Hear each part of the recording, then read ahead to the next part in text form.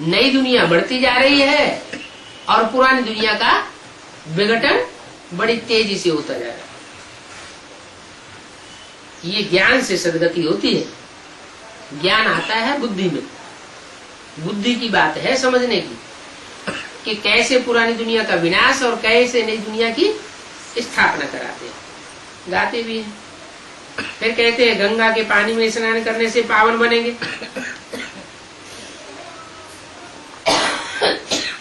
अब गंगा भी तो नदी है ना। वो नदियां तो जड़ होती है। जड़ नदियों में जड़ पानी बहता है। जड़ पानी से स्नान करने से जड़ शरीर शुद्ध होगा, न कि आत्मा शुद्ध होगी। जड़ शरीर शुद्ध होगा। ऐसे ही चैतन्य नदियां हैं। चैतन्य नदियां दीदी दादियां अगर उनके ज्ञान जल में स्नान करेंगे, दीदी दादियां जो ज्ञान सुनाती है उनके उस ज्ञान जल में अगर स्नान करेंगे तो क्या कोई पावन बनेंगे? नहीं। क्यों नहीं पावन बनेंगे? क्योंकि वो जो भी ज्ञान सुनाती है उसमें नई बात कोई भी नहीं सुनाती। सार की बातें नहीं सुनाती, विस्तार की बातें सुनाती चली जाती। तो जो विस्तार है उसमें सार नहीं होता, और जहां सार नहीं है वहां प्राप्ति नहीं होती। सार कब निकलता है? मक्खन कब निकलता है? अमृत कब निकलता है? जब मंथन होता है। तो ब्रह्मा बाबा के द्वारा जो कुछ भी बोला गया बस उसी बातों को वो रिपीट करती है, नई बात तो कोई सुनाती नहीं। बाप तो आकर के बाप के रूप में जब ज्ञान सुनाते हैं तो सारी नई नई बातें सुनाते हैं। भले ब्रह्मा बाबा की सोल मुरली हाथ में लेकर के पढ़ती है कोई के तन में प्रवेश करके, लेकिन मुरली पढ़ने वाली आत्मा दूसरी और उसका क्लैरिफिकेशन देने वाली आत्मा दूसरी होती है। कौन है क्लैरिफिकेशन देने वाली? टीचर का रूप कौन बनता है? बाप बाप बनकर के भी आता है, टीचर बनकर के भी आता है, और सदगुरु बनकर के भी आता है। बाप बनकर के यज्ञ के आदमी आया था जिसके मुख से गीता ज्ञान की शुरुआत हुई, ज्ञान का बीज आरोपण किया। फिर माता के रूप में पाठ चलता है। माता बच्चों को जन्म देती है, पालना करती है। उसके बाद जब बच्चे बड़े होते हैं तो बाप वर्षों बच्चों को वर्षा देता है। तो पहले वर्षा देता है गति सदगति। काय की गति सदगति करता है? बुद्धि की। मन बुद्धि रूपी जो आत्मा है वो आत्मा की गति होती है। आत्मा जो है विकारों को भोगते भोगते जामड़ी बन जाती है। उसमें मनन चिंतन मंथन चलता नहीं, और चलता भी है तो दूषित चलता है। ऐसा मनन चिंतन मंथन चलता है जिससे दुनिया और ज्यादा दुखी हो जाए। एटम बम बनाई लेते हैं, खुद भी उसमें स्वाहा होने वाले हैं और सारी दुनिया को भी स्वाहा कर देते हैं। तो ऐसी बुद्धि तो किसी काम की नहीं। तो बाप आकर के पावन बुद्धि बनाते हैं। पावन बुद्धि बनाना माना बुद्धि की सदगति करना। बुद्धि की जब सदगति होती है तो मनन चिंतन मंथन जो अच्छा चलेगा, उस अच्छे मनन चिंतन के आधार पर आत्मा अपने अनेक जन्मों को पहचान कर सकती है। ये हुआ ज्ञान। ज्ञान माना जानकारी।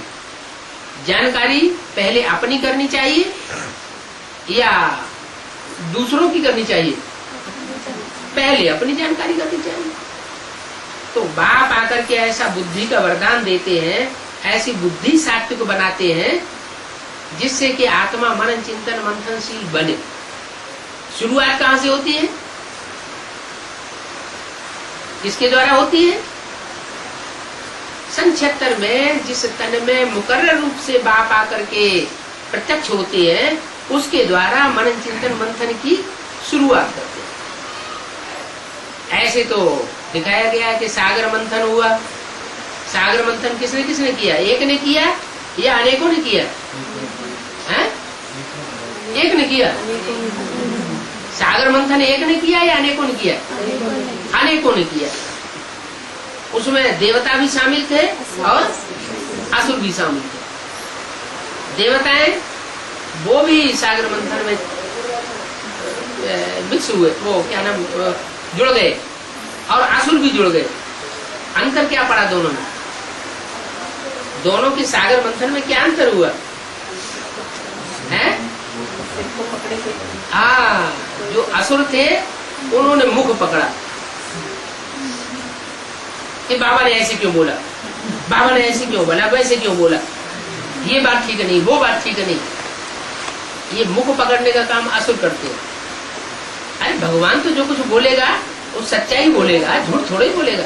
भगवान की बोली हुई बात है तो पत्थर की लकीर होनी चाहिए। तो असुर मुख पकड़ते हैं और देवताएं पूंछ पकड़ते। पूंछ पकड़ने का मतलब है पीछे पीछे चलते हैं, फॉलो करते हैं। भगवान जैसे भी चलाएगा चलेंगे, उसमें अपनी बुद्धि नहीं लगाएंगे। रावण को 10 सिर दिखाए जाते हैं और विष्णु को भुजाएं दिखाई जाती है। क्या मतलब हुआ? विष्णु है देवता और रावण है असुर। रावण क्या करता है?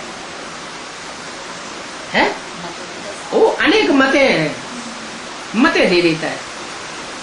इस मुरली का ये अर्थ हुआ, इस मुरली का ये अर्थ हुआ, इस मुरली का ये अर्थ हुआ। अपने अपने अर्थ कर दिए, जैसे शास्त्रों के अपने अपने अर्थ कर दिए। अरे भगवान बाप कहते हैं मैं खुद ही टीचर बन करके आता हूँ, तुमको अपना अर्थ लगाने की क्या दरकार है? मैं खुद ही टीचर बन करके एक एक बात का क्लैरिफिकेशन देता हूँ, हिद्दे करके समझाता हूँ।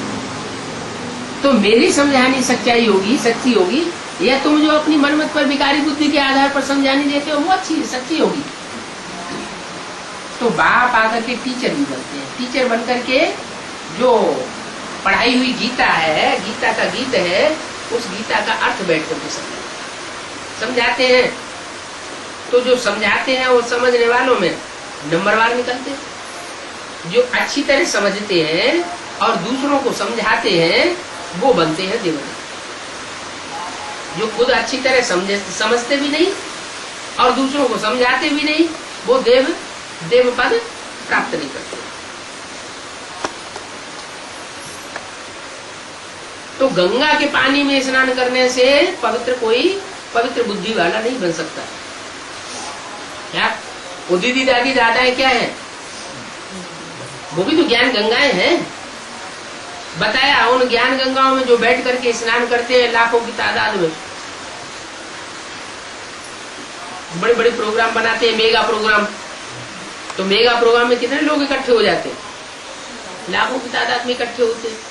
वहां जो भाषणबाजी होती है नदियों की, चैतन्य नदियों की, उस नदियों में वो स्नान करने से कोई पावन नहीं बन सकता। क्यों नहीं बन सकता? वो तो एक तरह का मेला हो गया। मेले में मैले हो सकते हैं, आत्मा अपवित्र बन सकती है, लेकिन पवित्र नहीं बन सकती। पवित्र कब बनेगी? जब आत्मा और परमात्मा का मेला हो। एक तरफ आत्माएं भी हो और दूसरी तरफ परमात्मा भी साक्षात हो, प्रैक्टिकल में हो। नहीं तो नदियों के मेले से कभी भी दुनिया का उद्धार हो। ये तो मेले तो लगते ही चले आए। पहले भी स्थूल नदियों के मेले लगते थे, अभी चैतन्य नदियों के मेले ब्राह्मणों की दुनिया में लगते हैं। है यहाँ की यादगार। भक्ति मार्ग में जो मेले लगते हैं वो कहाँ की यादगार? अभी ब्राह्मणों की दुनिया में जो मेले लगाए जा रहे हैं चैतन्य नदियों के द्वारा, उसकी यादगार में उन्होंने जड़ नदियों के मेले शुरू कर दिए। बाप कहते नदियों के स्नान से कोई भी पवित्र नहीं बन सकता। मैं खुद ज्ञान सागर आकर के जब साकार में ज्ञान सुनाता हूँ, समझाता हूँ, तब सदगति होती है। ऐसे बंदर बुद्धि है जो कुछ भी समझते नहीं है। मुख्य है ही पवित्रता की बात। क्या नदियों में स्नान करते हैं तो पवित्र बनते हैं, और बाप के ज्ञान में ज्ञान सागर बाप जो आता है वो सागर में जो स्नान करते हैं तो पवित्र बनते हैं। तो अपवित्रता और पवित्रता की मुख्य बात है। जो पवित्र नहीं बनते उनको फिर हम तो अलाउ नहीं करते। वो गुरु लोग हैं भक्ति मार्ग में, चाहे कोई पवित्र बनते हो चाहे अपवित्र बनते हो, सबको कहते हैं आओ आकर के सुनो, मजमा लगाओ। तुम पवित्र बनो या ना बनो हमें इससे कोई मतलब नहीं, हमको पैसे देते जाओ। तो उनका तो लक्ष्य कुछ दूसरा रहता है। जो बड़े बड़े रईस आदमी होंगे उनको नजदीक नजदीक बैठाएंगे, बड़ी बड़ी कुर्सियां दे देंगे, उनमें बैठते हैं, मंच पे आकर बैठते हैं। और जो गरीब आदमी है वो दूर दूर, उनको नहीं। बाप कहते मैं तो गरीब निवाज हूं, मैं कोई साहूकारों को प्रेफरेंस नहीं देता हूं। एडवांस नॉलेज शुरू होती है तो उसमें गरीब इकट्ठे होते हैं या साहूकार इकट्ठे होते हैं? गरीब इकट्ठे होते। यज्ञ के आदि में जो ज्ञान आकर के दिया दादा लेखराज के तन में, उस समय साहूकार इकट्ठे हुए थे कि गरीब इकट्ठे हुए थे? साहूकार इकट्ठे हुए, आया भी था साहूकार के तन में। तो मैं साहूकार निवास नहीं हूं, साहूकारों से मैं अपना काम निकालता हूं। क्या काम निकाल लेते हैं, बाकी जाओ तो हमारे काम के नहीं है। हमारे काम तो गरीब बच्चे हैं, क्योंकि भगवान गरीब निवास गया, गरीबों को कोई दुनिया में नहीं पूछता। आज सारी दुनिया में जो होड़ लगी है उसमें कोई गरीबों की तरफ ध्यान दे रहा है? गरीब गरीब होते जा रहे हैं और जो साहूकार है वो साहूकार होते जा रहे हैं।